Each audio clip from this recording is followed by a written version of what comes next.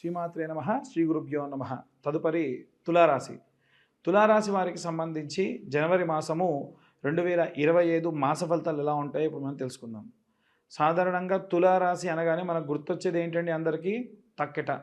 అంటే తులాభారము, తులం.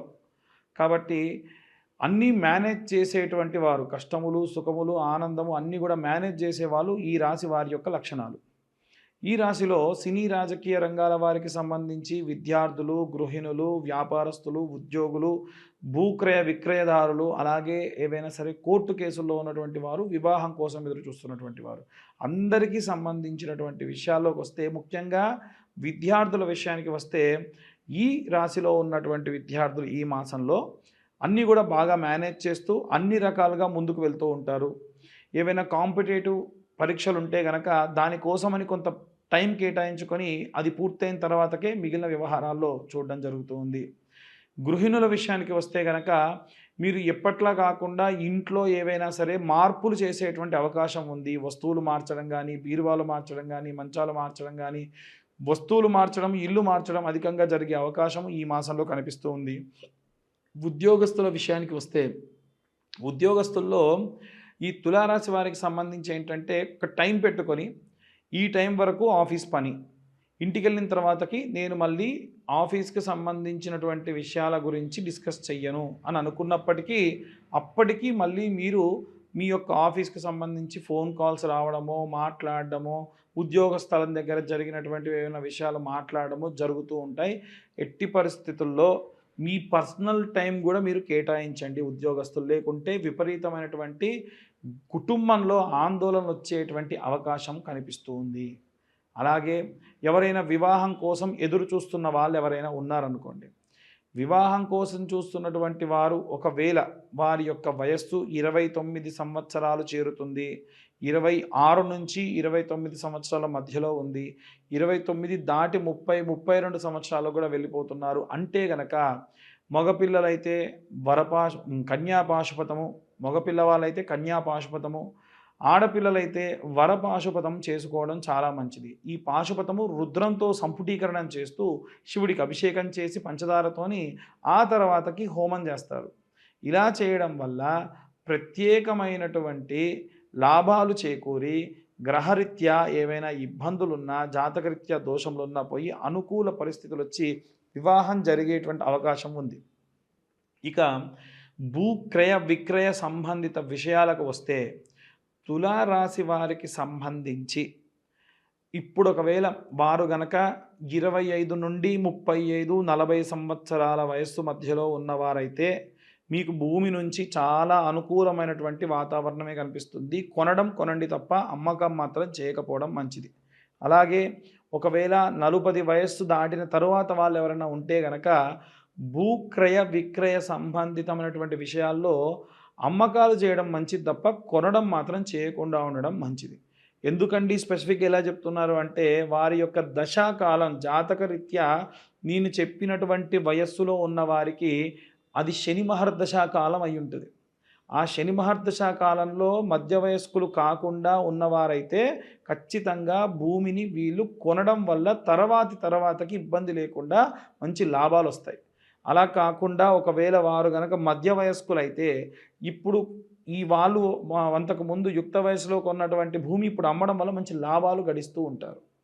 ఇలా చేయడం వల్ల ఈ భూక్రయ విక్రయ సంబంధిత విషయాల్లో అనుకూలాలు మనకు కనిపిస్తూ ఉన్నాయి. రైతులు కూడా ఇలాగేనండి.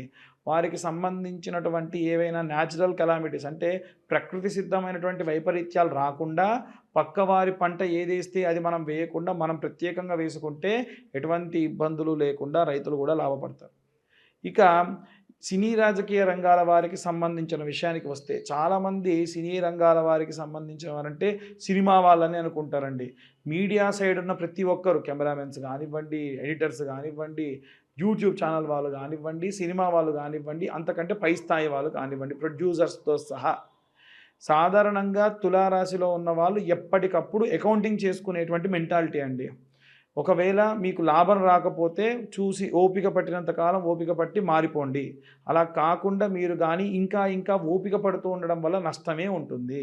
రాజకీయ రంగాల్లో ఉన్నటువంటి వారికి సైతం ఇదే వర్తిస్తుంది.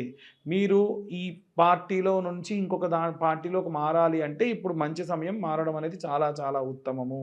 క్యాడర్ మారడం కానీ, పార్టీ మారడం కానీ చాలా చాలా ఉత్తమమైనటువంటి కాలము.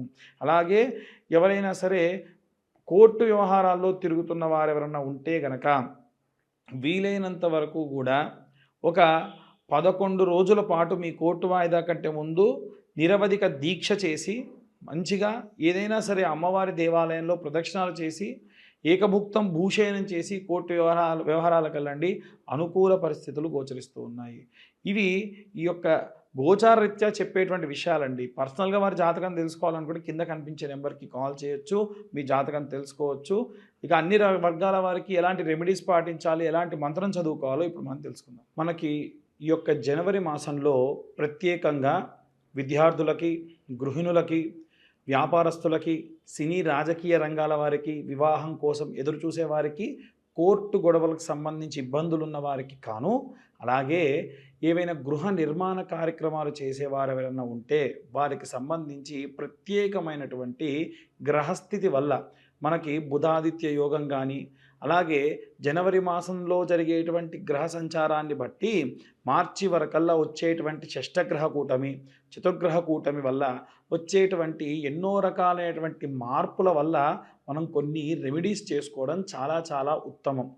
అవి ఏమేం చేసుకోవాలి, ఎవరెవరు ఎలాంటివి చదువుకోవాలి అనేది ఇప్పుడు మనం తెలుసుకుందాం. విద్యార్థుల విషయానికి వస్తే గనక విద్యార్థులందరూ కూడా ఓం వాగ్దేవ్యై నమః అన్న మంత్రాన్ని ప్రతిరోజు 11 మార్లు పఠనం చేస్తూ వీలైనంత వరకు వారానికి ఒక్కసారైనా సరే నీలా సరస్వతి స్తోత్రాన్ని వినడం కానీ పఠనం కానీ చేయించడం చాలా చాలా మంచిది. అలాగే గృహిణులందరూ కూడా అయితే గనక రోజు మీ ఇంట్లో ఒక చిన్న అమ్మవారి యొక్క విగ్రహం కానీ ఒక బొటనవేలు పరిమాణంలో ఒక విగ్రహాన్ని పెట్టుకొని అమ్మవారి ముందు ఒక ఒక్క పెట్టుకొని శ్రీమాత్రే నమః అనుకుంటూ 108 సార్లు కుంకుమతో అర్చన చేసుకోవడం చాలా చాలా ఉత్తమం. అలాగే ఎవరైనా ఉద్యోగస్తులు కానీ వ్యాపారస్తులు కానీ ఇప్పుడు నేను చెప్పేటువంటి ఈ మంత్రాన్ని పఠనం చేయడం చాలా చాలా శ్రేయస్సుకరం. ఆ మంత్రం ఏమిటి అంటే ఓం క్లీం కృష్ణాయ వాసుదేవాయ హరయే పరమాత్మనే ప్రణతక్లేశనాశాయ గోవిందాయ నమో నమః. ఈ మంత్రాన్ని ఈ యొక్క ఇంట్లో ఉన్న వారందరూ కూడా ఎవరైతే వ్యాపారంలో ఉన్నటువంటి వారు ప్రత్యేకంగా చేయడం మంచిది. అలాగే మీ వ్యాపార స్థలం దగ్గర ప్రతిరోజు సాయంత్ర సమయంలో ఐటీలో ఉండేటువంటి వ్యాపారస్తులు ఉంటారు, పెద్ద పెద్ద ఎంఎన్సీలో ఉండేటువంటి వ్యాపారస్తులు కూడా ఉంటారు. నేను చెప్పేటువంటిది అన్ని వర్గాల వ్యాపారస్తులకి కూడా అనేటువంటిది బాగా గమనించాలి. ఇందాక చెప్పిన ఉద్యోగస్తులకు కూడా ఒక పచారీ కొట్లో పనిచేసే ఉద్యోగస్తుడు ఉంటాడు, అలాగే ఒక ఎంఎన్సీ కంపెనీలో పనిచేసేటువంటి ఉద్యోగస్తుడు ఉంటాడు. అందరికీ కలిపి చెప్పినటువంటి మంత్రం అది. అయితే ఈ వ్యాపారస్తులు ప్రత్యేకంగా ఏం చేయాలి అంటే ప్రతిరోజు వ్యాపార స్థలంలో సాయంత్ర సమయంలో కాస్త ధూపం వెలిగించి అమ్మవారికి సంబంధించినటువంటిది ఏదో ఒక మహాలక్ష్మీదేవికి కానీ లేదా అమ్మవారికి సంబంధించినటువంటి మంత్రపఠనం చేయడం చాలా చాలా మంచిది. ఒకటి. రెండవది ఏమిటి అంటే మీరు వ్యాపార స్థలాన్ని బంద్ చేసి వెళ్ళేప్పుడు ఒక పేపర్ తీసుకొని కుడివైపు 3 సార్లు ఎడంవైపు ఒకసారి తిప్పి అక్కడ పడేసి వెనక్కి తిరిగి చూడకుండా వెళ్ళిపోవడం చాలా చాలా ఉత్తమం. మనం మార్వాడీస్ని కానీ జైష్వాల్స్ని కానీ చూసుకున్నట్టయితే వారి వ్యాపార స్థలం దగ్గర ఇలా చేస్తారు. ఎందుకంటే మన వ్యాపార స్థలం దగ్గరికి ఎంతోమంది వచ్చేటువంటి వాళ్ళు శౌచముతోని మైలతోని అంట్లతోని వస్తారు. కాబట్టి అవేవి రాకుండా ఉండాలి, అవేవి మీకు అంటకుండా ఉండాలి అంటే ఈ రెమెడీ చేయడం మంచిది. అలాగే వ్యాపార స్థలం దగ్గర కౌంటర్లో ఒక పటికని ఉప్పులో పోసి గాజు పాత్రలో ఉప్పు పోసి పెట్టుకోవడం మంచిది. నిమ్మకాయని గాజులో వేయడం వల్ల అది తేలితే మంచిది, మునిగిపోతే అంత శ్రేయస్కరం కాదు. అలాగే మీరు క్లీనింగ్ చేసేటప్పుడు కొంచెం ఉప్పు పసుపు వేసిన నీళ్ళతోని క్లీన్ చేయించడం వల్ల కూడా సకల గాలి ధూళి యంత్ర మంత్రాల వల్ల వచ్చినటువంటి దోషాలు కూడా పోతాయి. ఇక ప్రత్యేకంగా సినీ రాజకీయ రంగాల వారు కానీ ఎవరైనా సరే కోర్టుల్లో పనిచేసి కోర్టు కేసులతో తిరిగేటువంటి వాళ్ళు పబ్లిక్ పోర్టల్లో బాగా ఉంటారు. కాబట్టి మనకు దుర్గా కవచము అనేటువంటి కవచం ఉంటుంది. ఈ దుర్గా కవచం ఎలా ఉంటుందంటే శృణోదేవి ప్రవక్ష్యామి కవచం సర్వసిద్ధిదం పఠిత్వా పాఠయిత్వా చ నరోముశ్చేత సంకటాత్ ఇలా ప్రారంభమవుతుంది. అమ్మవారికి సంబంధించి 8 శ్లోకాలు ఉంటాయి. ప్రతిరోజు అది చదువుకోండి.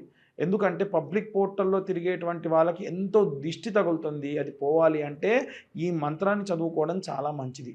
ఇక ప్రత్యేకంగా ఏవైనా సరే ఒక మంత్రాన్ని మనం జపంగా చేయడం మంచిది అనుకుంటే ఎలా అనుకుంటే ప్రతిరోజు అసుర సంధ్యా సమయంలో పంచాక్షరి మంత్రం అంటే ఓం నమ శివాయ అనే మంత్రాన్ని పఠనం చేయడం చాలా చాలా శ్రేయస్కరం. నిర్మాణ రంగంలో ఉన్న వాళ్ళైతే గనక శరవణ భవాయ విద్మహే కార్తికేయాయ ధీమహే తన్నో స్కంద ప్రచోదయత్. ఎందుకంటే ఆయన భూమిని చీల్చుకుంటూ పుట్టాడు కాబట్టి భూమికి సంబంధించిన మంత్రం, కుజుడికి సంబంధించిన మంత్రము, సుబ్రహ్మణ్య స్వామికి సంబంధించిన మంత్రం చాలా చాలా కాపాడుతుంది. ఈ యొక్క మంత్రపఠనాన్ని, రెమెడీస్ని ఫాలో అయ్యి అందరూ కూడా చాలా శ్రేయస్కరంగా ఉంటారని కోరుకుంటున్నా. అందరికీ కూడా మకర సంక్రాంతి శుభాకాంక్షలు, అలాగే నూతన ఆంగ్ల సంవత్సర శుభాకాంక్షలు. ఎవరైనా సరే జాతకాలకు సంబంధించి ఫోన్ చేస్తూ ఉన్నారు, దయచేసి వాట్సాప్ చేయండి. ఒకవేళ కాల్ చేయదలుచుకుంటే కింద ఇచ్చేటువంటి నెంబర్కి మీరు కాల్ చేయొచ్చు. పూర్తి జాతకాన్ని 60 పేజీల్లో క్యాలిక్యులేషన్స్ చేసి మీకు పంపించి పూర్తిగా మీతోని ఒక అరగంట సేపు మాట్లాడడం జరుగుతుంది. ఈ క్యాలిక్యులేషన్స్కి గాను మాకు కాస్త 3 నుంచి 4 గంటల సమయం పడుతుంది. గతంలో చాలామంది 5,000, 6,000 తీసుకునేవారు ఉన్నారు. కానీ కేవలము 1,521 రూపాయలు మాత్రమే తీసుకుంటూ అందరికీ కూడా ఈ జాతక వసతిని కలిగిస్తూ ఉన్నాము. ఎవరన్నా కావాల్సి ఉంటే కింద కనిపించే నెంబర్కి ఫోన్ ఆర్ వాట్సాప్ చేయగలరని కోరుతున్నాము.